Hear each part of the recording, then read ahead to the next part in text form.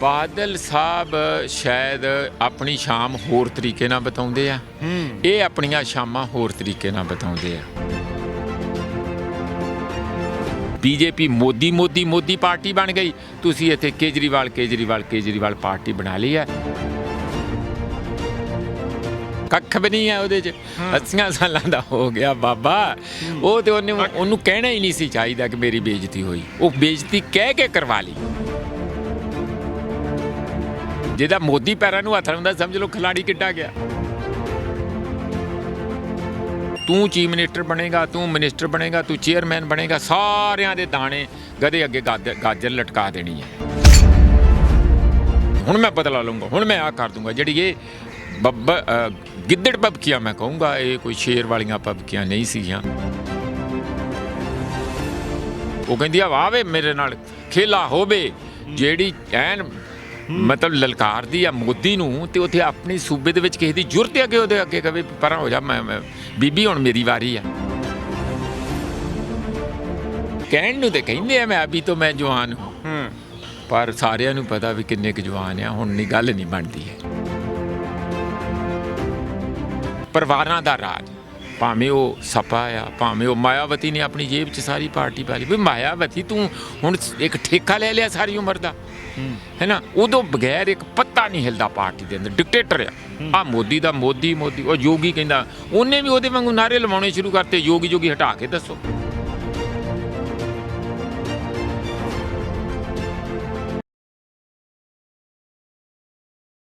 ਸਤਿ ਸ਼੍ਰੀ ਅਕਾਲ ਜੀ, ਤੁਸੀਂ ਦੇਖ ਰਹੇ ਹੋ ਆਰਐਮਪੀ ਟੈਲੀਵਿਜ਼ਨ। ਮੈਂ ਰਤਨਦੀਪ ਸਿੰਘ ਧਾਲੀਵਾਲ। ਪੰਜਾਬ ਦੇ ਵਿੱਚ ਜਿੱਥੇ ਇੱਕ ਪਾਸੇ ਸਿਆਸਤ ਗਰਮਾਈ ਹੋਈ ਆ, ਦੂਜੇ ਪਾਸੇ ਜੇ ਕਿਸਾਨੀ ਅੰਦੋਲਨ ਦੀ ਗੱਲ ਕਰਦੇ ਹਾਂ, ਪਿਛਲੇ ਦਿਨੀ ਇੱਕ ਬੜੀ ਹੀ ਨਿੰਦਰਯੋਗ ਘਟਨਾ ਜਿਹੜੀ ਲਖੀਮਪੁਰ ਖੀਰੀ ਹੋਈ ਆ। 8 ਕਿਸਾਨਾਂ ਦੀ ਸ਼ਹੀਦੀ ਹੁੰਦੀ ਆ। ਉਦੋਂ ਬਾਅਦ ਇੱਕ ਮੁਆਵਜ਼ੇ ਵਾਲੀ ਗੱਲ ਉੱਠਦੀ ਆ, 45 ਲੱਖ ਰੁਪਏ ਦੀ ਗੱਲ ਹੁੰਦੀ ਆ।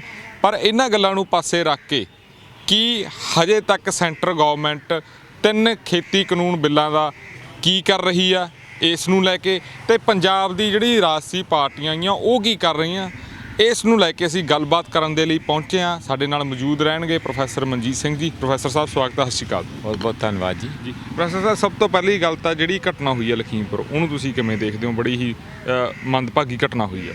ਦੇਖੋ, ਪਲੈਨ ਢੰਗ ਨਾਲ, ਛਾਛੀ ਢੰਗ ਨਾਲ ਮਰਡਰ ਹੈਗੇ ਆ ਜੀ।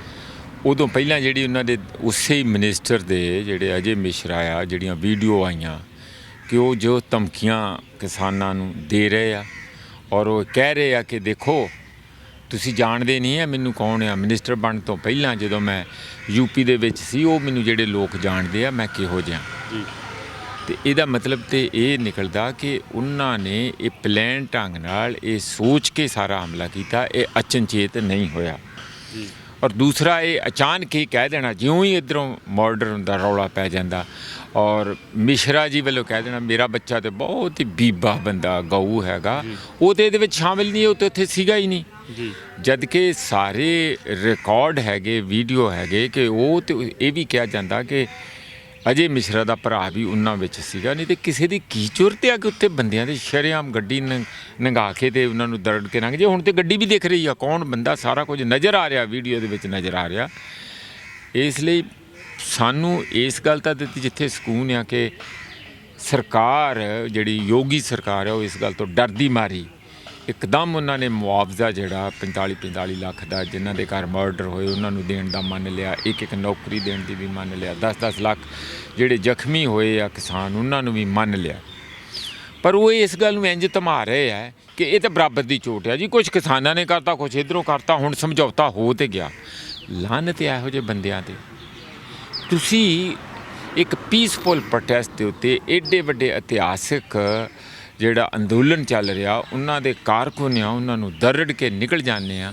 ਲੋਕਾਂ ਨੂੰ ਤਾਂ ਜਲਿਆਂਵਾਲੇ ਬਾਗ ਦੀ ਯਾਦ ਆ ਰਹੀ ਹੈ ਕਿ ਏਡਾ ਵੱਡਾ ਇਹਨਾਂ ਨੇ ਜ਼ੁਲਮ ਕਮਾਇਆ, ਔਰ ਇਹ ਕਹਿ ਰਿਹਾ ਕਿ ਜੀ ਕਿਹੜੀ ਗੱਲ ਆ, ਹੁਣ ਤਾਂ ਉਹ ਬਰਾਬਰ ਦੀ ਗੱਲ ਹੋ ਗਈ। ਉਹ ਕਾਊਂਟਰ ਜਿਹੜੇ ਆ ਕੇਸ ਜਿਹੜੇ ਉਹ ਵੀ ਕਰ ਦਿੱਤੇ, ਕ੍ਰੋਸ FIRs ਵੀ ਦਰਜ ਕਰਤੀਆਂ, ਔਰ ਇਹ ਇੰਪ੍ਰੈਸ਼ਨ ਦਿੱਤਾ ਜਾ ਰਿਹਾ ਵੀ ਇਨਸਾਫ ਹੋ ਗਿਆ, ਹੁਣ ਠੀਕ ਆ। 5-7 ਦਿਨਾਂ ਦੇ ਵਿੱਚ ਧਾਰਾ 302 ਦੇ ਉਹ ਮੁੰਡੇ ਦੇ ਉੱਤੇ ਵੀ, ਆਸ਼ੀਸ਼ ਦੇ ਉੱਤੇ ਵੀ ਮੁਕੱਦਮਾ ਤੇ ਹੋ ਗਿਆ ਜੀ।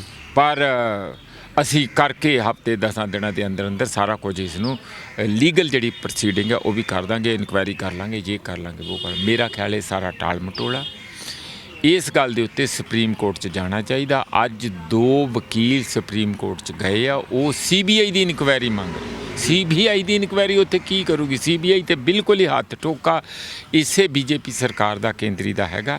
ਮੇਰਾ ਖਿਆਲ ਹੈ ਰਮੰਨਾ ਦੇ ਉੱਤੇ ਲੋਕਾਂ ਦਾ ਅਜੇ ਵੀ ਭਰੋਸਾ ਹੈ।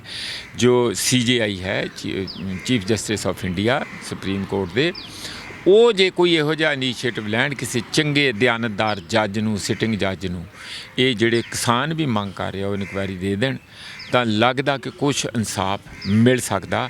ਔਰ ਇਹ ਜਿਹੜੇ ਬੰਦੇ ਹੈ ਜਿਹੋ ਜਿਹੇ ਅਜੇ ਮਿਸ਼ਰਾ ਵਰਗੇ, ਉਹ ਜੇਲ੍ਹ 'ਚ ਹੋਣੇ ਚਾਹੀਦੇ ਜੀ। ਬਿਲਕੁਲ ਜੀ ਇੱਕ ਸਵਾਲ ਹੋਰ ਉੱਠਦਾ, ਜੇ ਆਪਾਂ ਪੰਜਾਬ ਦੀ ਪੋਲੀਟੀਕਲ ਪਾਰਟੀਆਂ ਦੀ ਗੱਲ ਕਰਦੇ ਹਾਂ, ਇਹਨਾਂ ਨੇ ਵੀ ਕੱਲ੍ਹ ਦੀਆਂ ਤਸਵੀਰਾਂ ਦੇਖ ਲਈਏ, ਪਰਸੋਂ ਦੀਆਂ ਤਸਵੀਰਾਂ ਦੇਖ ਲਈਏ, ਇਹਨਾਂ ਨੇ ਵੀ ਕਿਹਾ ਵੀ ਅਸੀਂ ਵੀ ਲਖੀਮਪੁਰ ਖੀਰੀ ਆਪਦਾ ਵਫਦ ਭੇਜਾਂਗੇ। ਹਾਲਾਂਕਿ ਜੇ ਪੰਜਾਬੀਆਂ ਦੀ ਇੱਕ ਆਮ ਕਹਾਵਤ ਆ ਵੀ ਖੁਸ਼ੀ 'ਚ ਸ਼ਰੀਕ ਚਾਹੇ ਨਾ ਹੋ, ਦੁੱਖ ਵੇਲੇ ਜਾਣਾ ਹੀ ਚਾਹੀਦਾ। ਪਰ ਜਿਹੜੀ ਇਹ ਪੋਲੀਟੀਕਲ ਪਾਰਟੀਆਂ ਦੀ ਹੁਣ ਜਿਹੜੀ ਚੀਜ਼ ਆ, ਤੁਹਾਨੂੰ ਲੱਗਦਾ ਗਾ ਵੀ ਸਿਰਫ ਵੋਟ ਬੈਂਕ ਦੀ ਰਾਜਨੀਤੀ ਚੱਲ ਰਹੀ ਹੈ, ਜਾਂ ਵਾਕਿਆ ਦੇ ਵਿੱਚ ਕੋਈ ਦਰਦ ਹੈਗਾ ਗਾ, ਕੁਛ ਆਤਮਾ ਜਾਗੀ ਆ, ਕਿ ਨਹੀਂ ਸਿਰਫ ਲੋਕਾਂ ਨੂੰ ਭੁਲੇਖਾ ਪਾਇਆ ਜਾ ਰਿਹਾ?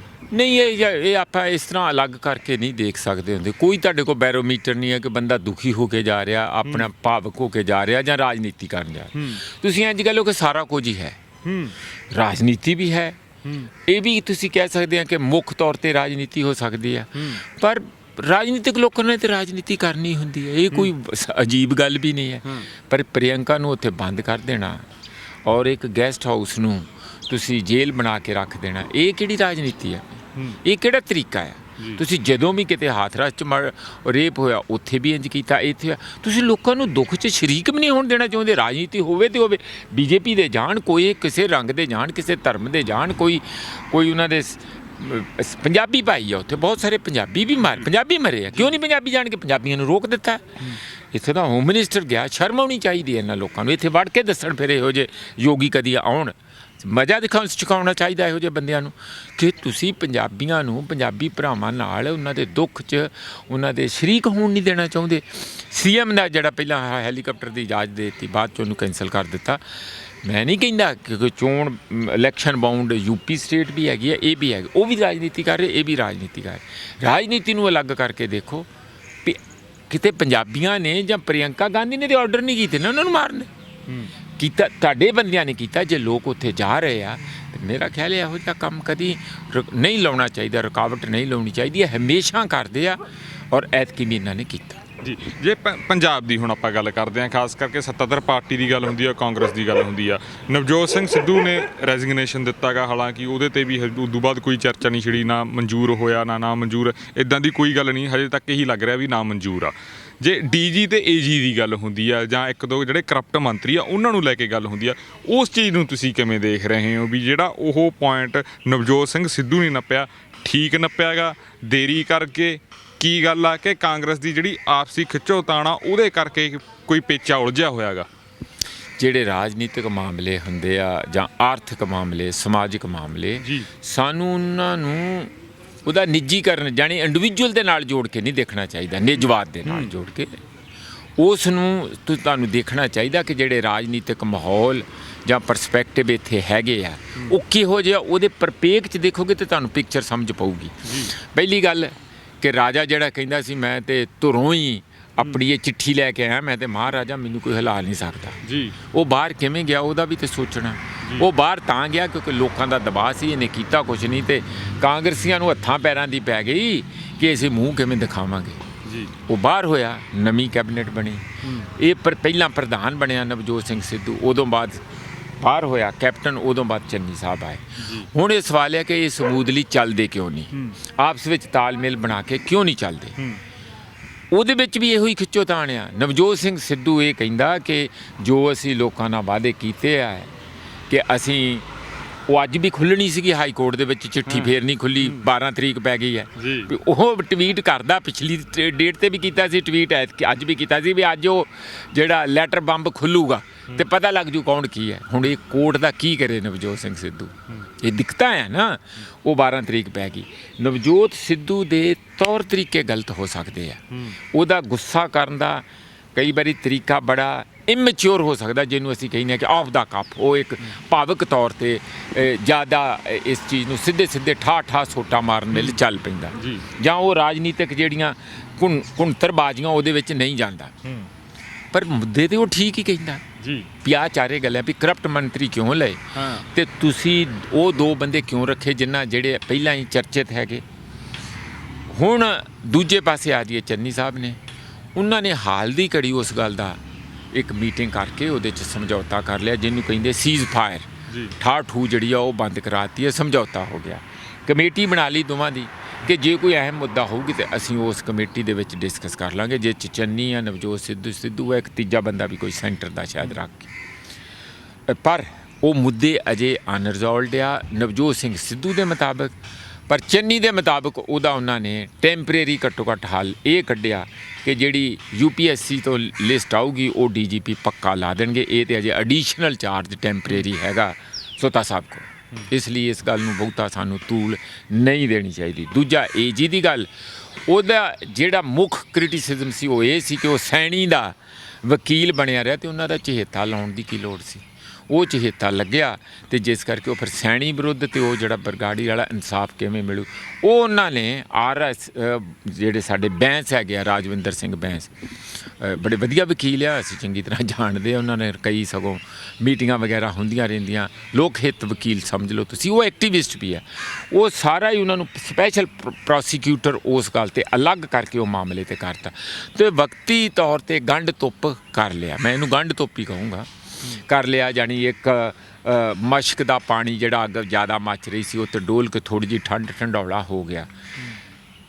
ਪਰ ਇਹ ਜਿਹੜੀ ਚਾਂਗ ਮਾਰੀ ਹੈ, ਇਹ ਜਿਹੜੀ ਫਾਇਰ ਹੈ, ਚਾਂਗ ਮਾਰੀ ਦਾ ਮਤਲਬ ਤੁਸੀਂ ਸਮਝਦੇ ਆ, ਇਹ ਠੂਠਾ ਹੁੰਦੀ ਰਹਿਣੀ। ਕਾਰਨ ਇਹਦਾ ਕਿ ਜਿਸ ਤੁਸੀਂ ਸੁਭਾਅ ਦੇ ਮਾਲਿਕ ਔਰ ਜਿਸ ਢੰਗ ਨਾਲ ਮਸਲਿਆਂ ਨੂੰ ਨਵਜੋਤ ਸਿੰਘ ਸਿੱਧੂ ਸੋਚਦੇ ਆ, ਅਤੇ ਜਿਹੜੇ ਸਰਕਾਰ 'ਚ ਬੈਠੇ ਹੋਏ ਬੰਦੇ ਚੰਨੀ ਅਤੇ ਉਹਨਾਂ ਦੀ ਜਿਹੜੀ ਕੈਬਨਿਟ ਆ, ਉਹਨਾਂ ਦੇ ਵਿੱਚ ਇੱਕ ਗੈਪ ਹਮੇਸ਼ਾ ਰਹਿਣਾ। ਉਹਨਾਂ ਨੇ ਸੱਤਾ ਨੂੰ ਚਲਾਉਣਾ, ਸੱਤਾ ਦੇ ਵਿੱਚ ਰਹਿਣਾ, ਸੱਤਾ ਦੀਆਂ ਕਈ ਬੰਦਿਸ਼ਾਂ ਵੀ ਹੁੰਦੀਆਂ ਔਰ ਨਾਲ ਅੱਗੇ ਚੋਣਾਂ ਵੀ ਹੈਗੀਆਂ।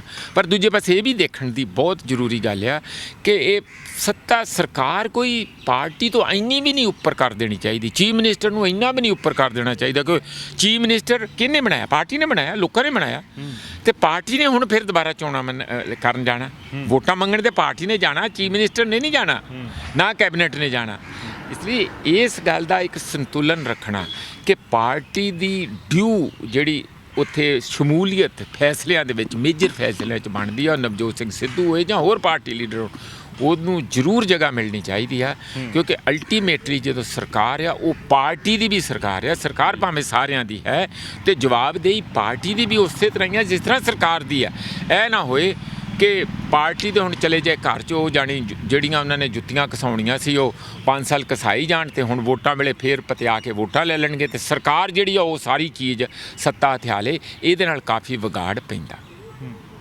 ਇੱਕ ਪ੍ਰੋਫੈਸਰ ਸਾਹਿਬ ਹੋਰ ਵੀ ਗੱਲ ਹੁੰਦੀ ਆ, ਜੇ ਸਾਬਕਾ ਮੁੱਖ ਮੰਤਰੀ ਕੈਪਟਨ ਅਮਰਿੰਦਰ ਸਿੰਘ ਦੀ ਗੱਲ ਕਰਦੇ ਆ, ਜਿਹੜਾ ਪੱਤਾ ਹਜੇ ਉਹਨਾਂ ਨੇ ਚੱਲਣਾ ਗਾ, ਚਾਹੇ ਉਹ ਇੱਕ ਨਵੀਂ ਪਾਰਟੀ ਦੇ ਰੂਪ 'ਚ ਹੋਵੇ, ਚਾਹੇ ਕੁਛ ਵੀ ਹੋਵੇ, ਜਿਹੜਾ ਪੱਤਾ ਉਹ ਲੁਕੋਈ ਬੈਠੇ ਨੇ, ਉਹਦਾ ਤੁਸੀਂ ਕਿਵੇਂ ਦੇਖਦੇ ਹੋ? ਤੁਸੀਂ ਕੀ ਅਧਿਐਨ ਕਰਿਆ ਵੀ ਉਹ ਪੱਤਾ ਚੱਲੂਗਾ, ਕੁਛ ਹੋਊਗਾ? ਜਿਵੇਂ ਗ੍ਰਹਿ ਮੰਤਰੀ ਨਾਲ ਮੀਟਿੰਗ ਹੋਈ ਅਜੀਤ ਡੋਵਾਲ ਨਾਲ, ਕਿ ਨਹੀਂ ਹਵਾ 'ਚ ਹੀ ਹੈ? ਉਹ ਕੱਖ ਵੀ ਨਹੀਂ, ਉਹ ਸੁੱਕਾ ਪੱਤਾ ਆ, ਪੱਤ ਝੜਦਾ, ਉਹ ਡਿੱਗ ਪਿਆ, ਉਹ ਗਲ ਜਾਣਾ, ਕੱਖ ਵੀ ਨਹੀਂ ਹੈ ਉਹਦੇ 'ਚ। 80 ਸਾਲਾਂ ਦਾ ਹੋ ਗਿਆ ਬਾਬਾ, ਉਹ ਤੇ ਉਹਨੂੰ ਕਹਿਣਾ ਹੀ ਨਹੀਂ ਸੀ ਚਾਹੀਦਾ ਕਿ ਮੇਰੀ ਬੇਇੱਜ਼ਤੀ ਹੋਈ। ਉਹ ਬੇਇੱਜ਼ਤੀ ਕਹਿ ਕੇ ਕਰਵਾ ਲਈ। ਇਹਨੂੰ ਉਹ ਮੀਟਿੰਗ 'ਚ ਵੀ ਜਾਣਾ ਚਾਹੀਦਾ ਸੀ। ਉੱਥੇ ਪਤਾ ਨਹੀਂ ਹੈ ਤੇ ਪੋਲੀਟੀਕਲੀ ਬੜਾ ਸ਼ਾਰਪ ਮਾਈਂਡ ਆ, ਮਤਲਬ ਸਾਰੀ ਉਮਰ ਪਿਓ ਦਾਦਿਆਂ ਤੋਂ ਪੋਲੀਟਿਕਸ ਹੀ ਕੀਤੀ ਆ, ਪਰ ਨਾਲ ਪੋਲੀਟਿਕਸ ਘਟੀਆ ਵੀ ਕੀਤੀ ਆ। ਪਿਓ ਦਾਦੇ ਅੰਗਰੇਜ਼ਾਂ ਨਾਲ ਸੀ, ਇਹ ਹੁਣ ਜਾ ਕੇ ਮੋਦੀਆਂ ਦੇ ਨਾਲ ਆ, ਮਤਲਬ ਤੇ ਸੱਤਾ ਦੇ ਨਾਲ ਹੀ ਰਹਿ ਕੇ ਆਪਣੀ ਸਾਰੀ ਪੋਲੀਟਿਕਸ ਕੀਤੀ ਆ ਨਾ। ਅਤੇ ਮੇਰਾ ਇਹ ਸੋਚਣਾ ਕਿ ਜਿਹੜਾ ਇਹਨਾਂ ਨੇ ਕੀਤਾ ਹੈਗਾ, ਉਹਦੇ 'ਚ ਇਹ ਜਿਹੜਾ ਕੈਪਟਨ ਸਾਹਿਬ ਦਾ ਉਹ ਖਤਾ ਖਾ ਗਏ। ਉਹਨਾਂ ਨੂੰ ਉਸ ਮੀਟਿੰਗ 'ਚ ਜਾਣਾ ਚਾਹੀਦਾ ਸੀ, ਜਿਹੜੀ ਮੀਟਿੰਗ 'ਚ ਹੋਇਆ ਕਿ ਉਸ ਨੂੰ ਕਰਨਾ ਚਾਹੀਦਾ ਸੀਗਾ ਕਿ ਮੀਟਿੰਗ 'ਚ ਜਾਂਦੇ ਚੁੱਪ ਚਪੀਤੇ ਰਹਿੰਦੇ। CLP 'ਚ ਹਾਂ ਬਿਲਕੁਲ, ਕਾਂਗਰਸ ਲੈਜਿਸਲੇਟਿਵ ਪਾਰਟੀ ਦੀ ਮੀਟਿੰਗ 'ਚ ਰਹਿੰਦੇ, ਚੁੱਪ ਚਪੀਤੇ ਅੰਦਰ ਕਹਿੰਦੇ ਕਿ ਦੇਖੋ ਯਾਰ ਬੇਇੱਜ਼ਤੀ ਨਾ ਕਰੋ, ਮੈਨੂੰ ਜੇ ਤੁਸੀਂ ਹਟਾਉਣਾ ਚਾਹੁੰਦੇ ਮੈਂ ਹਟ ਜਾਣਾ, ਮੈਨੂੰ ਕੋਈ ਦਿੱਕਤ ਨਹੀਂ ਹੈਗੀ, ਪਰ ਤੁਸੀਂ ਕੋਈ ਇੰਝ ਕਹਿ ਦਿਓ ਕਿ ਮੈਂ ਚੁੱਪ ਕਰਕੇ ਘਰ ਬਹਿ ਜਾਊਂਗਾ। ਇਸ ਤਰ੍ਹਾਂ ਦੀ ਗੱਲ ਕਰ ਲੈਂਦੇ। ਉਹ ਤੇ ਉਲਟਾ ਮੈਨੂੰ ਕਿਉਂ ਹੋਇਆ, ਕਿੱਦਾਂ ਹੋਇਆ? ਜਾ ਕੇ ਜਦੋਂ ਗਵਰਨਰ ਕੋਲ ਗਏ ਆ ਤਾਂ ਉੱਥੇ ਜਾ ਕੇ ਖੁਦ ਹੀ ਬਾਹਰ ਆ ਕੇ ਕਹਿਤਾ ਕਿ ਦੇਖੋ ਜੀ ਮੈਂ ਬੜੇ ਬੇਆਬਰੂ ਹੋ ਕੇ ਤੇਰੇ ਕੂਚੇ ਸੇ ਹਮ ਨਿਕਲੇ, ਮੇਰੀ ਇਹੋ ਜਿਹੀ ਤਾਂ ਕਦੀ ਹੋਈ ਨਹੀਂ, ਹੁਣ ਮੈਂ ਬਦਲਾ ਲਊਂਗਾ, ਹੁਣ ਮੈਂ ਆ ਕਰ ਦੂੰਗਾ। ਜਿਹੜੀ ਇਹ ਗਿੱਦੜ ਭਬਕੀਆਂ ਮੈਂ ਕਹੂੰਗਾ, ਇਹ ਕੋਈ ਸ਼ੇਰ ਵਾਲੀਆਂ ਭਬਕੀਆਂ ਨਹੀਂ ਸੀਗੀਆਂ। ਤੇ ਹੁਣ ਉਹ 78 ਬੰਦਿਆਂ ਨੇ ਦਸਤਖਤ ਸ਼ਾਇਦ ਇਹਦੇ ਵਿਰੁੱਧ ਕਰਕੇ ਦੇ ਹੀ ਦਿੱਤੇ ਆ। ਪਹਿਲਾਂ 43 ਨੇ ਤੇ ਲੈਜਿਸਲੇਟਿਵ ਕਮੇਟੀ ਦੀ ਮੀਟਿੰਗ ਸੱਦੀ, ਹੁਣ ਬਾਕੀ ਦਿਆਂ ਤੋਂ ਵੀ ਅਗਲਿਆਂ ਨੇ ਦਸਤਖਤ ਲੈ ਲਿਆ ਵੀ ਤੁਸੀਂ ਇਹਦੇ ਨਾਲ ਨੇ। ਹੁਣ ਉੱਥੇ ਇਕੱਲਾ ਹੀ ਬੈਠੇ ਛੁਣਛੁਣਾ ਵਜਾਈ ਜਾਣ। ਹੁਣ ਕੀ ਕਰਨਾ, ਪੋਲੀਟਿਕਸ 'ਚ ਬਾਹਰ ਗਿਆ ਤੇ ਗਿਆ ਜੀ। ਇਹ ਇੱਕ ਪ੍ਰੋਫੈਸਰ ਸਾਹਿਬ, ਜਿਵੇਂ ਤੁਸੀਂ ਗੱਲ ਕੀਤੀ ਹੈ ਉਮਰ ਦੀ, ਉਹਨਾਂ ਦੀ ਗੱਲ ਕੀਤੀ ਹੈ ਵੀ 80 ਦੇ ਨੇੜੇ ਹੋ ਚੁੱਕੇ ਨੇ। ਜੇ ਬਾਦਲ ਸਾਹਿਬ ਦੀ ਗੱਲ ਕਰਦੇ ਹਾਂ, ਜਦੋਂ ਉਹ ਇਹ ਦੌਰ ਦੇ ਵਿੱਚ ਸੀ ਤਾਂ ਬੜੇ ਅੱਗੇ ਸੀਗੇ, ਕਿ ਫਰਕ ਹੈ ਦੋਨਾਂ ਦੇ ਵਿੱਚ ਬੜਾ? ਦੇਖੋ ਬਾਦਲ ਸਾਹਿਬ ਸ਼ਾਇਦ ਆਪਣੀ ਸ਼ਾਮ ਹੋਰ ਤਰੀਕੇ ਨਾਲ ਬਿਤਾਉਂਦੇ ਆ, ਇਹ ਆਪਣੀਆਂ ਸ਼ਾਮਾਂ ਹੋਰ ਤਰੀਕੇ ਨਾਲ ਬਿਤਾਉਂਦੇ ਆ ਜੀ। ਤੇ ਉਹ ਥੋੜੀ ਜੀ ਟ੍ਰੈਡਮਿਲ ਤੇ ਐਕਸਰਸਾਈਜ਼ ਵੀ ਰੋਜ਼ ਕਰਦੇ ਆ, ਉਹ ਕਾਇਮ ਹੈਗੇ ਆ। ਤੇ ਜੇ ਉਹਨਾਂ ਦੇ ਰਾਹ ਤੇ ਚੱਲਦੇ ਤੇ ਇਹ ਵੀ ਸ਼ਾਇਦ 90 'ਚ ਖਿੱਚ ਕੇ ਲੈ ਜਾਂਦੇ। ਇਹ ਹੁਣ ਕਹਿਣ ਨੂੰ ਤੇ ਕਹਿੰਦੇ ਆ ਮੈਂ ਅਭੀ ਤੋਂ ਮੈਂ ਜਵਾਨ ਹੂੰ, ਪਰ ਸਾਰਿਆਂ ਨੂੰ ਪਤਾ ਵੀ ਕਿੰਨੇ ਕੁ ਜਵਾਨ ਆ, ਹੁਣ ਨਹੀਂ ਗੱਲ ਨਹੀਂ ਬਣਦੀ ਹੈ ਜੀ। ਤੇ ਹੁਣ ਬਾਦਲ ਸਾਹਿਬ ਨੂੰ ਕਿਵੇਂ ਦੇਖਦੇ? ਹੁਣ ਉਹ ਵੀ ਰੈਲੀਆਂ 'ਚ ਦਿਖਣ ਲੱਗ ਗਏ? ਨਹੀਂ ਉਹ ਵੀ ਹੁਣ ਤੇ ਚਲੋ ਉਹ ਤੇ ਇੱਕ ਆਪਣਾ ਪੁੱਸ ਪੂਰਾ ਕਰਨ ਲਈ, ਔਰ ਮੈਨੂੰ ਸੈਂਚਰੀ ਲਾਉਣੀ ਆ। ਨਹੀਂ ਲਾ ਲੈਣ, ਕੋਈ ਗੱਲ ਨਹੀਂ ਹੈ ਜੀ, ਸਦਕੇ ਲਾਉਣ, ਰੱਬ ਉਹਨਾਂ ਦੀ ਲੰਬੀ ਉਮਰ ਕਰੇ। ਪਰ ਉਹ ਤੇ ਉਹਨਾਂ ਨੂੰ ਫੜ ਕੇ ਦੋ ਬੰਦੇ ਸਟੇਜ ਤੇ ਜਿਸ ਤਰ੍ਹਾਂ ਖੜੇ ਕਰਕੇ ਦਿਖਾਲਣ ਲਈ ਆ ਕਿ ਦੇਖੋ ਮੈਂ ਹੈਗਾ, ਖੜਾ ਆ, ਵੀ ਬੈਠਾ ਨਹੀਂ ਹੈ, ਮੈਨੂੰ ਰਾਜਨੀਤੀ ਦਾ ਅਜੇ ਵੀ ਪੁੱਸ ਹੈਗਾ ਤੇ ਗੁਰ ਵੀ ਹੈਗਾ। ਪਰ ਉਹ ਜਿਹੜੇ ਨਾਲ ਦੇ ਉਹਨਾਂ ਦੇ ਸਜਾਦੇ ਹੈਗੇ ਆ, ਹੈ ਨਾ, ਸੁਖਬੀਰ ਸਿੰਘ ਬਾਦਲ, ਉਹਨਾਂ ਦੀ ਲੋੜ ਆ, ਬਾਬੇ ਦੀ ਲੋੜ ਨਹੀਂ ਹੈ। ਬਾਬੇ ਤੇ ਹੁਣ ਆਪਣੇ ਉਹ ਵੀ ਬਾਗਾਂ ਬੁੱਗਾਂ 'ਚ ਜਾਂਦੇ ਆ, ਉਹ ਸਰਸੇ ਵੱਲ ਉੱਧਰ ਸਾਰਾ ਆਪਣਾ ਆਰਾਮ ਕਰਦੇ ਆ। ਇਹ ਉਹਨਾਂ ਨੂੰ ਖਿੱਚ ਕੇ ਲੈ ਆਉਂਦੇ ਆ, ਕਿਉਂਕਿ ਬਾਬੇ ਦਾ ਪੁਰਾਣਾ ਘਲਾਟੀਆ ਫਿਰ ਵੀ ਚੰਗਾ ਗੁਰਜਰਿਆ, 5 ਵਾਰੀ ਉਹਨਾਂ ਨੇ ਤਾਂ ਚੀਫ ਮਿਨਿਸਟਰੀ ਕੀਤੀ, ਛੋਟੀ ਗੱਲ ਤੇ ਨਹੀਂ ਹੈ, ਵੱਡੇ ਖਿਲਾੜੀ ਆ। ਹਾਂ ਵੱਡੇ, ਜਿਹਦਾ ਮੋਦੀ ਪੈਰਾਂ ਨੂੰ ਹੱਥ ਲਾਉਂਦਾ ਸਮਝ ਲਓ ਖਿਲਾੜੀ ਕਿੱਡਾ ਗਿਆ। ਤੇ ਖਿਲਾੜੀ ਦੇ ਵੱਡੇ ਆ ਉਹ। ਨਹੀਂ, ਉਹਨਾਂ ਨੇ ਵੀ ਇਹੀ ਕਿਹਾ ਵੀ ਇਦਾਂ ਦੇ ਇਕੱਠ ਹੋਰ ਹੋ ਜਾਣ ਤਾਂ ਮੈਂ ਤਾਂ ਬਹੁਤ ਈਜ਼ੀਲੀ ਸੈਂਚਰੀ ਕੋਲੇ ਪਹੁੰਚ ਜਾਣਾਗਾ। ਤੇ ਜੇ ਉਹ ਆਉਂਦੇ ਨੇ ਤਾਂ ਪ੍ਰਭਾਵ ਤਾਂ ਰਾਜਨੀਤੀ ਤੇ ਹੋਊਗੀ, ਖਾਸ ਕਰਕੇ ਦੂਜੀਆਂ ਧਿਰਾਂ ਨੂੰ, ਕਿ ਕੋਈ ਨਹੀਂ ਕਿ ਸਮਾਂ ਲੰਘ ਗਿਆ। ਮੈਨੂੰ ਨਹੀਂ ਲੱਗਦਾ, ਲੋਕਾਂ ਨੂੰ ਇਹ ਪਤਾ ਲੱਗ ਗਿਆ ਕਿ ਇਹਨੇ ਸੀਐਮ ਨਹੀਂ ਬਣਨਾ, ਤੇ ਲੋਕ ਤੇ ਇਸ ਗੱਲ ਨਾਲ ਜੁੜੇ ਹੁੰਦੇ ਵੀ ਕੀ ਸੀਐਮ ਬਣੂ। ਤੇ ਜੇ ਸੁਖਬੀਰ ਨੇ ਹੁਣ ਹੱਥ 'ਚ ਕਮਾਂਡ ਲੈ ਲਈ ਸਾਰੀ ਗੱਲ ਦੀ ਨਾ, ਫਿਰ ਉਹ ਇੱਕ ਦਿਖਾਵੇ ਦਾ ਪਹਿਲਵਾਨ ਜਿਹੜੇ ਹੁੰਦੇ ਆ ਨਾ, ਉਸ ਕਿਸਮ ਦੇ ਹੀ ਹੋਣਗੇ। ਮੈਨੂੰ ਨਹੀਂ ਲੱਗਦਾ ਨਾ ਉਹ ਐਕਟਿਵਲੀ ਪਾਰਟਿਸਿਪੇਟ ਕਰ ਸਕਦੇ ਆ। ਕੁਝ ਹਰ ਚੀਜ਼ ਦੀ ਲਿਮਿਟ ਆ, ਔਰ ਉਹਨਾਂ ਦੀ ਉਹ ਲਿਮਿਟ ਆਈ ਹੋਈ ਹੈ। ਮੇਰਾ ਤਾਂ ਖਿਆਲ ਹੈ ਕਿ ਸਗੋਂ ਉਹਨਾਂ ਨੂੰ ਆਪ ਹੋਰ ਕਿਸਮ ਦੇ ਕਿਸੇ ਵੀ ਕੰਮ 'ਚ ਚਲੇ ਜਾਣ, ਕਿਤੇ ਕੋਈ ਮੁਸ਼ਾਇਰਾ ਆ ਉਹਦੇ 'ਚ ਜਾ ਕੇ ਥੱਲੇ ਬਹਿ ਜਾਣ, ਕਿਤੇ ਕੋਈ ਹੋਰ ਭੰਗੜੇ ਪੈ ਰਿਹਾ ਉੱਥੇ ਥੱਲੇ ਬਹਿ ਜਾਣ, ਜਾਂ ਕਿਤੇ ਹੋਰ ਨਾਚ ਡਾਂਸ ਹੁੰਦਾ ਆ ਉੱਥੇ ਜਾ ਕੇ, ਮਤਲਬ ਕੱਥਕ ਕਲਾਸੀਕਲ, ਮੈਂ ਕੋਈ ਦੂਜਾ ਨਹੀਂ ਕਹਿ ਰਿਹਾ, ਤੇ ਉਹਦੇ 'ਚ ਬਹਿ ਜਾਣ, ਉਹ ਆਪਣਾ ਮਨੋਰੰਜਨ ਕਰ ਲੈਣ। ਕਿਉਂਕਿ ਇਸ ਉਮਰੇ ਉਹ ਵੀ ਚੰਗਾ ਲੱਗਦਾ ਵਾ। ਜਦੋਂ ਵੱਡੀ ਉਮਰ 'ਚ ਹੋ ਜਾਂਦੇ ਫਿਰ ਤੁਹਾਨੂੰ ਬਹੁਤੇ ਉਹ ਡੰਡ ਬੈਠਕਾਂ ਪੇਲਣ ਦੀ ਲੋੜ ਨਹੀਂ ਹੈ। ਇਹ ਜਿਹੜੀ ਰਾਜਨੀਤੀ ਇੱਕ ਕੁੱਤ ਪਹੁੰਚ ਕਿਉਂ ਕਾਹਨੂੰ ਪੈਣਾ, ਇਹ ਆਪਣੇ ਦਿੱਤੀ ਆ ਮੁੰਡੇ ਨੂੰ ਇਹ ਮਹਿਕਮਾ ਆਉਣ ਲਈ, ਉਹਨੂੰ ਚਲਾਉਣ ਦਿਓ। ਇੱਕ ਜਿਹੜਾ ਖਾਸ ਕਰਕੇ ਜਿਹੜਾ ਪੋਲੀਟੀਕਲ ਪਾਰਟੀਆਂ ਵਿਅੰਗ ਕਰਦੀਆਂ, ਮੈਂ ਤੁਸੀਂ ਵੀ ਬੜਾ ਸੋਚਦੇ ਹੋਵੋਗੇ, ਪੜ੍ਹਦੇ ਹੋ ਇਸ ਚੀਜ਼ ਦੇ ਉੱਤੇ, ਅਲੱਗ-ਅਲੱਗ ਲੀਡਰਾਂ ਨੂੰ ਦੇਖਿਆ ਵੀ ਹੈ ਤੁਸੀਂ ਲੰਬੇ ਸਮੇਂ ਤੋਂ। ਜੇ ਗੱਲ ਹੁੰਦੀ ਹੈ ਸੁਖਬੀਰ ਸਿੰਘ ਬਾਦਲ ਦੀ, ਹਰਸਿਮਰਤ ਕੌਰ ਬਾਦਲ ਦੀ, ਬਿਕਰਮ ਸਿੰਘ ਮਜੀਠੀਆ ਦੀ, ਜਿਹੜਾ ਇਹਨਾਂ ਤਿੰਨਾਂ ਨੂੰ ਲੈ ਕੇ ਤੁਹਾਨੂੰ ਲੱਗਦਾ ਵੀ ਅਕਾਲੀ ਜਿਵੇਂ ਵਿਰੋਧੀ ਕਹਿੰਦੇ ਨੇ ਵੀ ਤਿੰਨਾਂ ਦੇ ਆਸੇ-ਪਾਸੇ ਹੀ ਰਹਿ ਗਿਆ, ਇਹ ਗੱਲ ਸੱਚ ਆ ਵਿਰੋਧੀਆਂ ਦੀ, ਕਿ ਕਿਤੇ ਨਾ ਕਿਤੇ ਹੈਗੀ ਆ ਜਾਂ ਜਿਹੜੇ ਪੁਰਾਣੇ ਲੀਡਰ ਨੇ, ਬਲਵਿੰਦਰ ਸਿੰਘ ਭੂੰਦੜ ਹੋ ਗਏ, ਸੁਖਦੇਵ ਸਿੰਘ ਢੀਂਡਸਾ ਚਲੋ ਅਲੱਗ ਹੋ ਗਏ, ਵੀ ਕੁਝ ਹੈਗੇ ਨੇ ਪੁਰਾਣੇ ਜਿਹੜੇ ਦਿੱਗਜ? ਦੇਖੋ ਇਹ ਬੜੀ ਅਫਸੋਸ ਦੀ ਗੱਲ ਹੈ ਕਿ ਅਸੀਂ ਅਜੇ ਵੀ ਅਸਲ 'ਚ ਰੂਰਲ ਸੁਸਾਇਟੀ ਹਾਂ, ਪੇਂਡੂ ਆਪਾਂ ਸੱਭਿਆਚਾਰ ਤੇ ਪੇਂਡੂ ਸਮਾਜ ਜ਼ਿਆਦਾ ਭਾਰੀ ਆ ਅਜੇ ਵੋਟਾਂ ਪਾਉਣ ਵਾਲਿਆਂ 'ਚ। ਤੇ ਉਹਦੇ 'ਚ ਇੱਕ ਮਾਨਸਿਕਤਾ ਅਜੇ ਵੀ ਉਹ ਚੀਫ ਮਿਨਿਸਟਰ ਜਾਂ ਆਪਣੇ ਮਿਨਿਸਟਰਾਂ ਨੂੰ ਮਿਨਿਸਟਰ ਘੱਟ ਦੇਖਦੇ ਆ, ਜਗੀਰਦਾਰ ਰਾਜੇ ਮਹਾਰਾਜੇ ਦੇ ਰੂਪ 'ਚ ਜ਼ਿਆਦਾ ਦੇਖਦੇ। ਤੇ ਇਹ ਵੀ ਇੰਝ ਹੀ ਵਿਚਰਦੇ ਆ, ਅੱਗੇ 10 ਪੁਲਿਸ ਵਾਲੇ, ਪਿੱਛੇ 10 ਵਾਲੇ ਘੂੰ ਗੁੱਡੀਆਂ ਕਰਦੀਆਂ ਜਾਂ ਗੱਡੀਆਂ ਕਰਦੀਆਂ, ਤੂੰ ਪਰਾਂ ਹੋ। ਲੋਕ ਇਸ ਗੱਲ ਤੋਂ ਬੜੇ ਪ੍ਰਭਾਵਿਤ ਹੁੰਦੇ ਆ ਕਿ ਇਹ ਤਾਂ ਕਾਨੂੰਨ ਮੰਨਦਾ ਹੀ ਨਹੀਂ, ਬੜਾ ਤਕੜਾ ਜੇ ਬੰਦਾ, ਇਹ ਕਿਸੇ ਦੀ ਪਰਵਾਹ ਨਹੀਂ ਕਰਦਾ। ਇਹ ਜਿਹੜੀ ਮਾਨਸਿਕਤਾ ਆ ਕਿ ਪਰਿਵਾਰਾਂ ਦਾ ਰਾਜ, ਭਾਵੇਂ ਉਹ ਸਪਾ ਆ, ਭਾਵੇਂ ਉਹ ਮਾਇਆਵਤੀ ਨੇ ਆਪਣੀ ਜੇਬ 'ਚ ਸਾਰੀ ਪਾਰਟੀ ਪਾ ਲਈ, ਵੀ ਮਾਇਆਵਤੀ ਤੂੰ ਹੁਣ ਇੱਕ ਠੇਕਾ ਲੈ ਲਿਆ ਸਾਰੀ ਉਮਰ ਦਾ, ਹੈ ਨਾ, ਉਦੋਂ ਬਗੈਰ ਇੱਕ ਪੱਤਾ ਨਹੀਂ ਹਿਲਦਾ ਪਾਰਟੀ ਦੇ ਅੰਦਰ, ਡਿਕਟੇਟਰ ਆ ਮੋਦੀ ਦਾ, ਮੋਦੀ। ਉਹ ਯੋਗੀ ਕਹਿੰਦਾ, ਉਹਨੇ ਵੀ ਉਹਦੇ ਵਾਂਗੂ ਨਾਅਰੇ ਲਵਾਉਣੇ ਸ਼ੁਰੂ ਕਰਤੇ, ਯੋਗੀ ਹਟਾ ਕੇ ਦੱਸੋ, ਮੋਦੀ ਨੂੰ ਹਟਾ ਕੇ ਦੱਸੋ, ਕਿਤੇ ਮੋਦੀ ਦੇ ਨਾਂ 'ਤੇ ਬੜ ਮੋਦੀ ਨੂੰ ਪਾਰਟੀ ਨਾਲੋਂ ਵੀ ਵੱਡਾ ਕਰੈਕਟਰ ਚਿੱਤਰ ਕੇ ਰੱਖਦਾ। ਉਧਰ ਸਪਾ ਹੈਗੀ ਆ, ਉਧਰ ਤ੍ਰਿਣਮੂਲ ਵਾਲੀ, ਉਹ ਵੀ ਪਰਿਵਾਰਕ ਹੀ ਆ। ਤੁਸੀਂ ਸੋਚ ਸਕਦੇ ਆ ਕਿ ਮਮਤਾ ਤੋਂ ਬਗੈਰ ਉੱਥੇ ਕੋਈ ਖੰਘ ਸਕੇ। ਉਹ ਕਹਿੰਦੀ ਆ ਵਾਵੇ ਮੇਰੇ ਨਾਲ ਖੇਲਾ ਹੋਵੇ, ਜਿਹੜੀ ਐਨ ਮਤਲਬ ਲਲਕਾਰਦੀ ਆ ਮੋਦੀ ਨੂੰ, ਤੇ ਉੱਥੇ ਆਪਣੀ ਸੂਬੇ ਦੇ ਵਿੱਚ ਕਿਸੇ ਦੀ ਜ਼ਰੂਰਤ ਹੈ ਕਿ ਉਹਦੇ ਅੱਗੇ ਕਵੇ ਪਰਾਂ ਹੋ ਜਾ, ਮੈਂ ਬੀਬੀ ਹੁਣ ਮੇਰੀ ਵਾਰੀ ਆ। ਇਹ ਸਾਡੇ ਅਜੇ ਸਮਾਜਿਕ ਤੇ ਰਾਜਨੀਤਿਕ ਸਿਵਲ ਸੁਸਾਇਟੀ ਦੇ ਹਾਲਾਤ ਇਹੋ ਜਿਹੇ ਨਹੀਂ ਕਿ ਜਿੱਥੇ ਵੋਟਰ ਇੰਨੇ ਜਾਗਰੂਕ ਹੋ ਗਏ ਹੋਣ ਕਿ ਉਹ ਆਪਣੀ ਬਾਜ ਵਾਲੀ ਅੱਖ ਇਹਨਾਂ ਲੀਡਰਾਂ ਤੇ ਰੱਖਣ, ਤੇ ਜਿੱਥੇ ਪੁੱਠੇ ਕੰਮ ਕਰਦੇ ਆ ਉਹਨੂੰ ਉਤਸ਼ਾਹਿਤ ਕਰਨ ਦੀ ਜਗ੍ਹਾ ਫੜ ਕੇ ਥੱਲੇ ਖਿੱਚਣ। ਤੁਸੀਂ ਮੰਨੋਗੇ ਕਿ ਫਰਾਂਸ ਦਾ ਜਿਹੜਾ ਪਹਿਲਾ ਪ੍ਰੈਜ਼ੀਡੈਂਟ ਆ, ਉਹਨੇ ਇਲੈਕਸ਼ਨ 'ਚ ਖਰਚਾ ਜ਼ਿਆਦਾ ਕਰਤਾ, ਕੇਸ ਕਰਕੇ ਜੇਲ੍ਹ 'ਚ ਸੁੱਟਤਾ ਉਹਨੂੰ, ਸਾਲ ਲਈ ਜੇਲ੍ਹ ਦੀ ਸਜ਼ਾ ਹੋ ਗਈ ਹੈ। ਸਾਡੇ ਇੱਥੇ ਜਿੰਨਾ ਜ਼ਿਆਦਾ ਖਰਚਾ ਕਰੇ ਉਨਾ ਹੀ ਵੱਡਾ ਲੀਡਰ। ਆਪਾਂ ਬਹੁਤ ਕੁਛ ਇਹਨਾਂ ਦੀਆਂ ਬੇਹੂਦਗੀਆਂ ਤੇ ਹੋਰ ਸਮਾਜ ਨੂੰ ਬਰਬਾਦ ਕਰਨ ਵਾਲੇ ਪੁੱਠੇ ਕਾਰਨਾਮਿਆਂ ਨੂੰ ਬਰਦਾਸ਼ਤ ਕਰਦੇ ਆ। ਇਸ ਤਰੀਕੇ ਨਾਲ ਡੈਮੋਕ੍ਰੇਸੀ ਜਾਂ ਲੋਕਤੰਤਰ ਪ੍ਰਣਾਲੀ ਨਹੀਂ ਚੱਲਦੀ। ਸਾਡੇ ਵੋਟਰਾਂ ਨੂੰ ਆਪਣਾ ਹੀ ਰੋਲ ਸਿਰਫ ਵੋਟਾਂ ਡੱਬਿਆਂ 'ਚ ਪਾਉਣ ਤੱਕ ਜਾਂ ਬਟਨ ਦੱਬਣ ਤੱਕ ਨਹੀਂ ਰੱਖਣਾ ਚਾਹੀਦਾ। ਲਗਾਤਾਰ ਇਹਨਾਂ ਤੇ ਅੱਖ ਰੱਖਣੀ ਚਾਹੀਦੀ। ਜਿਵੇਂ ਕਿਸਾਨਾਂ ਨੇ ਸਾਰੀ ਸੱਤਾ ਆਪਣੇ ਹੱਥ ਲਈ, ਇੱਕ ਕਿਸੇ ਦੇ ਵੀ ਮੁੱਛ ਦੀ ਵਾਲ ਵੱਲ ਮੜ ਜਾ ਦੇਖ ਕੇ ਵੀ ਤੇ ਦੇਖਣ, ਕਿਸੇ ਦੀ ਜ਼ਰੂਰਤ ਵੀ ਨਹੀਂ ਪੈਂਦੀ। ਰਾਤ ਨੂੰ ਇਹਨਾਂ ਨੂੰ ਸੁਪਨੇ ਉਹਨਾਂ ਦੇ ਡਰ ਡਰ ਕੇ ਉੱਠਦੇ ਆ ਕਿ ਕਿਤੇ ਉਹ ਲੀਡਰ ਤੇ ਨਹੀਂ ਆ ਗਿਆ, ਕਿਤੇ ਉੱਥੇ ਕੁਛ ਹਾਥ ਨਹੀਂ ਹੋ ਗਿਆ। ਜਿਸ ਤਰ੍ਹਾਂ ਹੁਣ ਕਿਸਾਨਾਂ ਨੇ ਸਾਰੇ ਸਮਾਜ ਨੂੰ ਜਾਗਰੂਕ ਕੀਤਾ ਤੇ ਇਹਨਾਂ ਦੀ ਕੋਈ ਪੁੱਛੀ ਨਹੀਂ ਜਾਂਦੀ, ਤੇ ਸਾਰਿਆਂ ਦੇ ਘਰ ਦੇ ਵਿੱਚ ਭੰਗ ਭੁੱਜ ਰਹੀ ਆ, ਲੜਾਈਆਂ ਪੈ ਰਹੀਆਂ, ਸਾਰੀਆਂ ਪਾਰਟੀਆਂ 'ਚ ਲੜਾਈਆਂ ਪੈ ਰਹੀਆਂ ਅੰਦਰ। ਕਿਸੇ ਨੂੰ ਚੀਫ ਮਿਨਿਸਟਰ ਦਾ ਚਿਹਰਾ ਨਹੀਂ ਮਿਲਦਾ, ਤੇ ਕਿਸੇ ਦਾ ਪਰਿਵਾਰਕ ਰਾਜ ਹੋ ਗਿਆ, ਤੇ ਕਿਸੇ ਦਾ ਚੀਫ ਮਿਨਿਸਟਰ ਹੀ ਚੱਕ ਕੇ ਪਰਾਂ ਮਾਰਿਆ, ਤੇ ਕਿਸੇ ਦਾ ਕੁਛ ਹੋ ਰਿਹਾ। ਇਹ ਜਿਹੜਾ ਹੋ ਰਿਹਾ ਉਹ ਕਾਰਨ ਕੀ ਹੈ? ਕਿਉਂਕਿ ਹੁਣ ਵੋਟਰ ਨੇ ਕਿਹਾ ਖਬਰਦਾਰ ਜੇ ਵੋਟਾਂ ਮੰਗਣੀਆਂ ਤੇ ਪਹਿਲੇ ਜਿਹੜੇ ਵਾਅਦੇ ਕੀਤੇ ਉਹ ਦੱਸੋ, ਜਵਾਬ ਦਿਓ, ਹਿਸਾਬ ਦਿਓ। ਉਹਦਾ ਇੱਕ ਲਹਿਰ ਚੱਲ ਗਈ ਤੇ ਉਹਦੇ 'ਚੋਂ ਇਹੀ ਸਾਡੀ ਗਰੰਟੀ ਆਉਣ ਵਾਲੇ ਸਮੇਂ 'ਚ ਵੀ ਸਾਫ਼ ਸੁਥਰੀ ਰਾਜਨੀਤੀ ਦੀ ਔਰ ਸਾਫ਼ ਸੁਥਰੇ ਤੌਰ 'ਤੇ ਜਿਹੜੀ ਵੀ ਇੱਕ ਸਰਕਾਰਾਂ ਮਿਲਣ ਦੀ ਗੁੱਡ ਗਵਰਨੈਂਸ ਦੀ, ਉਹਦੇ ਲਈ ਵੋਟਰਾਂ ਨੂੰ ਇੱਕ ਅਹਿਮ ਭੂਮਿਕਾ ਨਿਭਾਉਣੀ ਪਊਗੀ, ਜਿਹੜੀ ਹੁਣ ਕਿਸਾਨਾਂ ਨੇ ਇੱਕ ਰਸਤਾ ਦਿਖਾ ਕੇ ਇੱਕ ਰਸਤੇ 'ਤੇ ਤੋਰਨ ਦੀ ਕੋਸ਼ਿਸ਼ ਕੀਤੀ। ਜਾਂਦੇ ਜਾਂਦੇ ਮੈਂ ਇੱਕ ਆਖਿਰ ਲਾਸਟ ਪ੍ਰਸ਼ਨ ਲੈਣਾ ਚਾਹੂੰਗਾ। ਆਮ ਆਦਮੀ ਪਾਰਟੀ ਨੂੰ ਵੀ ਤੁਸੀਂ ਇਹਨਾਂ ਦੇ ਨਾਲ ਹੀ ਦੇਖਦੇ ਹੋ ਕਿ ਅਲੱਗ ਦੇਖਦੇ ਹੋ? ਹਾਲਾਂਕਿ ਜੇ ਮੁੱਖ ਮੰਤਰੀ ਚੰਨੀ ਨੇ ਵੀ ਪਹਿਲੀ ਪ੍ਰੈਸ ਕਾਨਫਰੰਸ 'ਚ ਕਹਿਤਾ ਵੀ ਮੈਂ ਹੁਣ ਇੱਕ ਆਮ ਆਦਮੀ ਆ, ਉਹਨਾਂ ਨੇ ਵੀ ਇਹਨਾਂ ਦੇ ਕਿਤੇ ਨਾ ਕਿਤੇ ਚੁੱਪ ਚਪੀਤੇ ਕਵਾਰ ਜਾ ਕਰ ਗਏ। ਕਿਵੇਂ ਦੇਖਦੇ ਹੋ ਆਮ ਆਦਮੀ ਪਾਰਟੀ ਨੂੰ ਪੰਜਾਬ ਦੀ ਰਾਜਨੀਤੀ ਦੇ ਵਿੱਚ? ਦੇਖੋ, ਮੈਨੂੰ ਸੱਚੀ ਗੱਲ ਆ ਕਿ ਮੈਂ ਤੇ ਆਮ ਆਦਮੀ ਪਾਰਟੀ 'ਚ ਸ਼ੁਰੂਆਤੀ ਦੌਰ 'ਚ 2014 'ਚ ਇਲੈਕਸ਼ਨ ਲੜਵਾਈ ਆ। ਖੁਦ ਐਮਪੀਆਂ ਦੀਆਂ ਇੰਟਰਵਿਊ ਲੈ ਕੇ 8-9 ਐਮਪੀ ਵੀ ਅਸੀਂ ਚਿੰਨ੍ਹਿਤ ਕਰਕੇ ਲੜਾਏ। ਹੁਣ ਉਹਨਾਂ 'ਚੋਂ ਕੁਛ ਦਿੱਲੀ ਵਾਲਿਆਂ ਨੇ ਚੁਣੇ ਤੇ ਉਹਨਾਂ 'ਚੋਂ 4 ਐਮਪੀ ਆਪਾਂ ਨੂੰ ਪਤਾ ਹੀ ਆ ਬਣੇ ਵੀ, ਜਿੱਤੇ ਵੀ। 25% ਵੋਟਾਂ ਬਹੁਤ ਹੁੰਦੀਆਂ ਉਹਨਾਂ ਦਿਨਾਂ 'ਚ। ਉਸ ਤਜਰਬੇ ਤੋਂ ਮੈਂ ਇਹ ਦੇਖ ਲਿਆ ਕਿ ਇਹ ਜਿਹੜੀ ਆਮ ਆਦਮੀ ਪਾਰਟੀ ਵੀ ਇੱਕ ਪੁਰਖਾ ਰਾਜ ਹੀ ਹੈ। ਇਹ ਪਾਰਟੀ ਨੂੰ ਇਹ ਬੜੀ ਇੱਕ ਅਜੀਬ ਗੱਲ ਆ। ਆਮ ਆਦਮੀ ਪਾਰਟੀ ਦੀ ਇੱਕ ਗੱਲ ਮੂਲ ਮੰਤਰ ਸਮਝ ਲਓ ਕਿ ਇਹ ਪਾਰਟੀ ਵਰਕਰਾਂ ਤੋਂ, ਜਿਵੇਂ ਬਾਕੀ ਪਾਰਟੀਆਂ ਵੀ, ਉਹ ਤੇ ਮਾੜਾ ਮੋਟਾ ਸਗੋਂ ਆਪਣੇ ਵਰਕਰ ਨੂੰ ਬਾਅਦ 'ਚ ਪੁੱਛਦੀਆਂ, ਇਹ ਤੇ ਬਿਲਕੁਲ ਡਿਸਮੈਂਟਲ ਹੀ ਕਰ ਦਿੰਦੇ। ਇਹਨਾਂ ਦਾ ਤਰੀਕਾ ਕੀ ਹੈ ਕਿ ਸਾਰਿਆਂ ਨੂੰ ਕਹਿ ਦੇਣਾ ਤੂੰ ਚੀਫ ਮਿਨਿਸਟਰ ਬਣੇਗਾ, ਤੂੰ ਮਿਨਿਸਟਰ ਬਣੇਗਾ, ਤੂੰ ਚੇਅਰਮੈਨ ਬਣੇਗਾ, ਸਾਰਿਆਂ ਦੇ ਦਾਣੇ ਗਧੇ ਅੱਗੇ ਗਾਜਰ ਲਟਕਾ ਦੇਣੀ ਹੈ।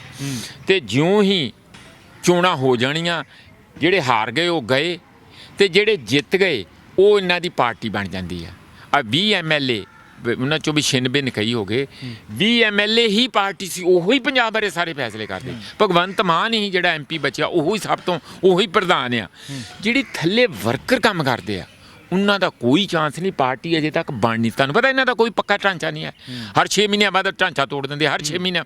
ਅਰੇ ਭਾਈ, ਲੋਕੀ ਕੈਰੀਅਰ ਬਣਾਉਣਾ ਹੁੰਦੇ ਆ ਪੋਲੀਟਿਕਸ ਦੇ ਵਿੱਚ। ਜਿਨ੍ਹਾਂ ਨੇ 8-8 ਸਾਲ ਹੋਏ ਕੰਮ ਕੀਤਿਆਂ ਨੂੰ, ਉਹਨਾਂ ਨੂੰ ਮੌਕਾ ਤੁਸੀਂ ਕਿਉਂ ਨਹੀਂ ਦਿੰਦੇ? ਤੁਸੀਂ ਕਿਉਂ ਬਾਹਰੋਂ ਆਪਣਾ ਕਦੀ ਉੱਥੋਂ ਚੀਫ ਮਿਨਿਸਟਰ ਲੱਭੋ, ਦੂਜਿਆਂ ਦੇ ਘਰਾਂ 'ਚ ਪਾਰਟੀਆਂ ਝਾਤੀਆਂ ਮਾਰ ਕੇ ਬੰਦੇ ਲੱਭਦੇ ਫਿਰਦੇ ਆ ਕਿ ਇੱਥੋਂ ਮਿਲ ਜੇ ਚਿਹਰਾ, ਇੱਥੋਂ ਮਿਲ ਜੇ। ਕਦੀ ਅਬਰਾਏ ਨੂੰ ਲੱਭਦੇ ਆ ਤੁਸੀਂ ਦੁਬਈ ਤੋਂ, ਕਦੀ ਕਿਤੇੋਂ ਲੱਭਦੇ। ਭਾਈ, ਤੁਹਾਡੀ ਪੰਜਾਬ ਦੇ ਵਿੱਚ ਪਾਰਟੀ ਨੂੰ 8 ਸਾਲ ਹੋ ਗਏ ਹੈ, 7 ਸਾਲ ਹੋ ਗਏ ਹੈ। ਤੁਸੀਂ ਇਹਦੇ 'ਚੋਂ 4 ਬੰਦੇ ਵੀ ਨਹੀਂ ਚੱਜਦੇ ਤੁਹਾਨੂੰ ਲੱਭ ਸਕੇ ਅਜੇ ਤੱਕ। ਬਹੁਤ ਬੰਦੇ ਆਏ, ਉਹ ਛੱਡ ਗਏ। ਇਸੇ ਗੱਲ ਤੋਂ ਕਿ ਇਹ ਦੂਜੀਆਂ ਪਾਰਟੀਆਂ ਵਾਂਗੂ ਆਮ ਆਦਮੀ ਪਾਰਟੀ ਵੀ ਸੱਤਾ ਦਾ ਅਤੀ ਕੇਂਦਰੀਕਰਨ, ਜਦ ਕਿ ਸਵਰਾਜ ਦਾ ਨਾਰਾ ਦਿੱਤਾ ਸੀ। ਔਰ ਨੰਬਰ 2 ਇਹਨਾਂ ਨੇ ਕਿਹਾ ਸੀ ਸੱਤਾ ਪਰਿਵਰਤਨ ਨਹੀਂ, ਵਿਵਸਥਾ ਪਰਿਵਰਤਨ। ਸਾਨੂੰ ਨਹੀਂ ਦਿਖਦਾ ਕਿ ਕਿਤੇ ਵੀ ਵਿਵਸਥਾ ਪਰਿਵਰਤਨ ਹੋਇਆ। ਆ ਹੁਣੇ ਹੀ ਨਾਰਾ ਦੇ ਕੇ 2 ਪ੍ਰੈਸ ਕਾਨਫਰੰਸਾਂ ਕਰ ਗਏ। ਇੱਕ ਤੇ ਬਿਜਲੀ ਵਾਲਾ, ਉਹਦਾ ਤੇ ਚਲੋ ਲੋਕਾਂ ਨੇ ਕਾਫੀ ਹਵਾ ਕੱਢਤੀ। ਹੁਣ ਤੇ ਬਥੇਰੀ ਹੋਰ ਇਹਨਾਂ ਨੇ ਵੀ ਕਰਤੀ, ਚੰਨੀ ਨੇ ਵੀ ਕਰਤੀ। ਜਿਹੜੀ ਦੂਜੀ ਪ੍ਰੈਸ ਕਾਨਫਰੰਸ ਕਿ ਅਸੀਂ ਇੱਥੇ ਆ ਕੇ ਹਸਪਤਾਲਾਂ ਦਾ ਹੋਰ ਐਡਾ ਇਲਾਜ ਕਰਾਂਗੇ, ਕਿਸੇ ਦੀ ਲੱਤ ਟੁੱਟ ਜੇ ਤੇ ਅਸੀਂ ਉਸ ਦਾ ਫ੍ਰੀ ਇਲਾਜ ਕਰਾਂਗੇ, ਜਾਂ ਕੋਈ ਵੀ ਐਕਸੀਡੈਂਟ ਹੋ ਜੇ ਤਾਂ ਡਾਕਟਰ ਐਂ ਹੋਣਗੇ ਫਲਾਨਾ ਹਸਪਤਾਲ। ਕਿਸੇ ਨੇ ਮੋਟੇ ਤੌਰ ਤੇ ਸਵਾਲ ਕੀਤੇ ਵੀ ਜਦੋਂ ਭਾਰੀ ਪਈ, ਸਭ ਤੋਂ ਭਾਰੀ ਕੀ ਸੀ, ਕਰੋਨਾ ਵਾਰ, ਉਦੋਂ ਤੇ ਤੁਹਾਡੇ ਕੋਲ ਆਪਣਾ ਉੱਥੇ ਸਾਰਾ ਕੁਝ ਸੰਭਲਿਆ ਨਹੀਂ, ਭੱਜ ਕੇ ਤੁਸੀਂ ਜਾ ਕੇ ਹੋਮ ਮਿਨਿਸਟਰ ਨਾਲ ਮੀਟਿੰਗਾਂ ਕਰਕੇ ਮੁਸ਼ਕਲ ਨਾਲ ਕੇਂਦਰੀ ਸਰਕਾਰ ਦੀ ਮਦਦ ਲੈ ਕੇ ਸਾਂਭਿਆ। ਦਿੱਲੀ ਦੇ ਤਕਰੀਬਨ 50,000 ਪੇਸ਼ੈਂਟ ਇੱਥੇ ਸਾਡੇ ਪੰਜਾਬ ਦੇ ਹਸਪਤਾਲਾਂ 'ਚ ਆਏ। ਜੇ ਐਡਾ ਹੀ ਤੁਹਾਡਾ ਸਿਸਟਮ ਤਕੜਾ ਸੀ, ਉਹ ਹਰਿਆਣੇ 'ਚ ਵੀ ਗਏ, ਕਿ ਤੁਸੀਂ ਫਿਰ ਆਪ ਉਹਨਾਂ ਨੂੰ ਸਾਂਭ ਕਿਉਂ ਨਹੀਂ ਸਕੇ। ਲਾਸਟ ਗੱਲ ਮੈਂ ਇਹ ਕਹੂੰਗਾ ਇਹਦੇ ਬਾਰੇ ਕਿ ਜਿਹੜੇ ਵਾਅਦੇ ਕਰ ਰਹੇ, ਮੈਂ ਕਹਿੰਦਾ ਕਿਉਂ ਇਹ ਦੂਜੀਆਂ ਪਾਰਟੀਆਂ ਵਰਗੀ ਪਾਰਟੀ ਹੈ ਕਿ ਗੱਪ ਮਾਰਨੀਆਂ ਤੇ ਠੋਕੇ ਮਾਰੋ ਮੋਦੀਆਂ ਨੂੰ, ਫਿਰ ਕਸਰ ਨਾ ਛੱਡੋ। ਇਹਨਾਂ ਦਾ ਹੈਲਥ ਮਿਨਿਸਟਰ ਸਤਿੰਦਰ ਜੈਨ ਬਿਮਾਰ ਹੋ ਗਿਆ, ਜਾ ਕੇ ਕਿੱਥੋਂ ਇਲਾਜ ਕਰਾਇਆ। ਜਿਹੜੇ ਉੱਥੇ ਇਹਨਾਂ ਦੇ ਇਹਦੇ ਕੇਜਰੀਵਾਲ ਮਾਡਲ ਦੇ ਹਸਪਤਾਲ 'ਚੋਂ ਨਹੀਂ ਕਰਾਇਆ, ਮੈਕਸ ਵਿੱਚੋਂ ਜਾ ਕੇ ਕਰਾਇਆ। ਇਹਨਾਂ ਦੀ ਆਪਣੀ ਘਰ ਦੀ ਬਿਮਾਰ ਹੋਈ, ਕਿੱਥੋਂ ਇਲਾਜ ਕਰਾਇਆ, RTI 'ਚ ਲੋਕਾਂ ਨੇ ਇਨਫੋਰਮੇਸ਼ਨ ਲਈ ਹੈ, ਉਹ ਜਾ ਕੇ ਕਰਾਇਆ ਮੈਕਸ ਦੇ ਵਿੱਚੋਂ। ਔਰ ਜਿਹੜਾ ਸਤਿੰਦਰ ਜੈਨ ਨੇ ਤੇ 2.5 ਲੱਖ ਰੁਪਈਆ ਵੀ ਸਰਕਾਰ ਤੋਂ ਲਿਆ, ਰੀਇੰਬਰਸ ਕਰਵਾਇਆ। ਇਸ ਲਈ ਕੇਜਰੀਵਾਲ ਜੀ, ਤੁਸੀਂ ਵੀ ਸੱਤਾ ਦਾ ਕੇਂਦਰੀਕਰਨ ਆਪਣੇ ਹੱਥ 'ਚ ਕਰ ਲਿਆ ਸਵਰਾਜ ਦੇ ਨਾਂ 'ਤੇ, ਕਿ ਗਲੀਆਂ ਮਹੱਲਿਆਂ 'ਚ ਫੈਸਲੇ ਹੋਣਗੇ, ਉਹ ਨਹੀਂ ਹੋਇਆ।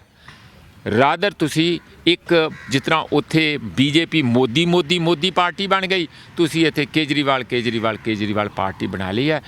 ਇੱਥੇ ਪੰਜਾਬੀ ਲੋਕ ਅੰਦਰੂਨੀ ਤੌਰ 'ਤੇ ਜਿਹੜੀ ਸਸ਼ਕਤ ਹੋਣਾ ਚਾਹੁੰਦੇ ਆ, ਅੰਦਰੂਨੀ ਲੀਡਰਸ਼ਿਪ ਨੂੰ ਅੱਗੇ ਕਰਨਾ ਚਾਹੁੰਦੇ ਆ, ਇਹ ਸੰਘੀ ਢਾਂਚੇ ਨੂੰ ਮਜ਼ਬੂਤ ਕਰਨਾ ਚਾਹੁੰਦੇ ਆ, ਇਹ ਆਟੋਨਮੀ ਦੇ ਵਿੱਚ ਜ਼ਿਆਦਾ ਵਿਸ਼ਵਾਸ ਰੱਖਦੇ ਆ, ਇਹ ਪੰਜਾਬੀਆਂ ਨੂੰ ਉੱਚੀਆਂ ਮੰਜ਼ਿਲਾਂ ਦੇ ਉੱਤੇ ਲਿਜਾਣਾ ਚਾਹੁੰਦੇ ਆ। ਇਹ ਕਦੀ ਬਰਦਾਸ਼ਤ ਨਹੀਂ ਕਰਦੇ ਕਿ ਦਿੱਲੀੋਂ ਬੰਦਾ ਆ ਕੇ ਉਹਨਾਂ ਦੇ ਕੋਈ ਕੁੰਡਾ ਪਾਏ। ਪਰ ਕੇਜਰੀਵਾਲ ਜੀ ਲਗਾਤਾਰ ਇਸੇ ਕੋਸ਼ਿਸ਼ ਵਿੱਚ ਆ ਕਿ ਦਿੱਲੀੋਂ ਆ ਕੇ ਕਿਸੇ ਨਾ ਕਿਸੇ ਤਰੀਕੇ ਨਾਲ ਮੈਂ ਪੰਜਾਬ ਦੇ ਵਿੱਚ ਪੈਰ ਧਰਾਵਾ ਕਰਕੇ ਇੱਥੇ ਕੁੰਡਾ ਪਾ ਸਕਾਂ। ਮੇਰਾ ਖਿਆਲ ਹੈ ਕਿ ਉਹ ਜੇ ਪਿਛਲੀ ਵਾਰੀ ਕਾਮਯਾਬ ਨਹੀਂ ਹੋਏ 2017 'ਚ ਜਦੋਂ ਉਹਨਾਂ ਦੀ ਪੂਰੀ ਚੜ੍ਹਤ ਸੀ, ਐਤਕੀ ਉਹੋ ਜਿਹਾ ਉਹਨਾਂ ਦਾ ਵੀ ਟੈਂਪੋ ਬਣਨਾ ਮੈਨੂੰ ਬਹੁਤ ਹੀ ਮੁਸ਼ਕਲ ਲੱਗਦਾ। ਜੀ ਪ੍ਰੋਫੈਸਰ ਸਾਹਿਬ, ਤੁਸੀਂ ਸਮਾਂ ਦਿੱਤਾ, ਤੁਹਾਡਾ ਧੰਨਵਾਦ ਜੀ। ਬਹੁਤ ਸ਼ੁਕਰੀਆ ਜੀ। ਸੋ ਇਹ ਸੀ ਪ੍ਰੋਫੈਸਰ ਮਨਜੀਤ ਸਿੰਘ, ਜਿਨ੍ਹਾਂ ਨੇ ਪੰਜਾਬ ਦੀ ਰਾਜਨੀਤੀ ਬਾਰੇ ਦੱਸਿਆ, ਇਹ ਕਿਵੇਂ ਦੇਖਦੇ ਨੇ, ਖਾਸ ਕਰਕੇ ਸਮਝਣ ਦੀ ਕੋਸ਼ਿਸ਼ ਕੀਤੀ। ਦਰਸ਼ਕਾਂ ਦੇ ਵੀ ਕੁਝ ਪ੍ਰਸ਼ਨ ਸੀ, ਉਹ ਵੀ ਇਹਨਾਂ ਦੇ ਸਾਹਮਣੇ ਰੱਖੇ ਵੀ ਜੇ ਪੰਜਾਬ ਦੀ ਰਾਜਨੀਤੀ ਕੀ ਵਾਕਿਆ ਦੇ ਵਿੱਚ ਬਦਲ ਰਹੀ ਹੈ ਜਾਂ ਆਉਣ ਵਾਲੇ ਦਿਨਾਂ ਦੇ ਵਿੱਚ ਕਿਹੋ ਜਿਹਾ ਰੰਗ ਰੂਪ ਰਹਿਣ ਵਾਲਾ ਗਾ। ਅੱਗੇ ਫਿਰ ਮਿਲਾਂਗੇ ਹੋਰ ਕਿਸੇ ਮੁਲਾਕਾਤ ਦੇ ਵਿੱਚ। ਹੁਣ ਆਪਣੇ ਦੋਸਤ ਰਤਨਦੀਪ ਸਿੰਘ ਧਾਲੀਵਾਲ ਨੂੰ ਦਿਓ ਇਜਾਜ਼ਤ। ਦੇਖਦੇ ਰਹੋ RMB ਟੈਲੀਵਿਜ਼ਨ। ਧੰਨਵਾਦ ਜੀ।